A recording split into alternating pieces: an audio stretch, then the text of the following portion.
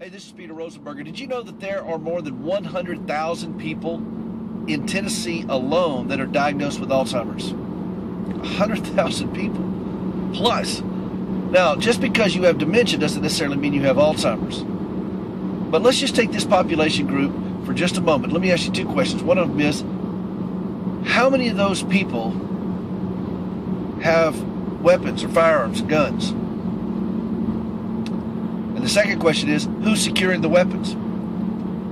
Now, if you've only got, just say it's just 1% who have weapons and the family member doesn't know how to secure them. Well, that's 1,000 people right there. So why don't we do some preemptive work on this? Because what's happening is grandpa's coming to the door in a bathrobe and a loaded .38 in his pocket. I got a friend of ours who was taking care of her husband, working two jobs, just working herself to the bone there, and her husband was just going downhill quickly, but he was convinced in his mind that she was out there having a boyfriend somewhere, and she came home from work and he's meeting her at the door with a loaded shotgun to kill her and her boyfriend that doesn't even exist. And the law enforcement had to be called. I mean, it was a bad scene. We can preempt this sort of thing. We can help with these sorts of things. And here's how you do it. If you're a gun expert, if you really have a lot of skill at dealing with rifles and pistols and so forth, and if you're very good at this sort of thing, or you're a member of an association and things like that, why not go to your pastor?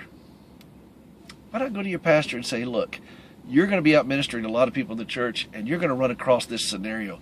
Please use me as a resource. Let me come and help. I'll be glad to help secure these weapons and safely store them so that we can prevent just unimaginable heartache. Now, you don't know the pain that you're saved from, but we've all seen incidents all over the media where people have not secured weapons properly, and tragic things have happened. But we can stop this. We can do this. We can help with this. There are women out there taking care of their husbands. Her husbands were big gun aficionados, but maybe the wife was not, or vice versa. Let's help a caregiver out by securing weapons in the home. How about it? It's not that hard. This is not a political issue. This is not a Second Amendment issue. This is a safety issue, and we can do this to help these caregivers out. They may not even be aware of it. They may not know, or they may have just not even thought about it. But you know what? We can. That's how you help a caregiver, and I'll see you on the show.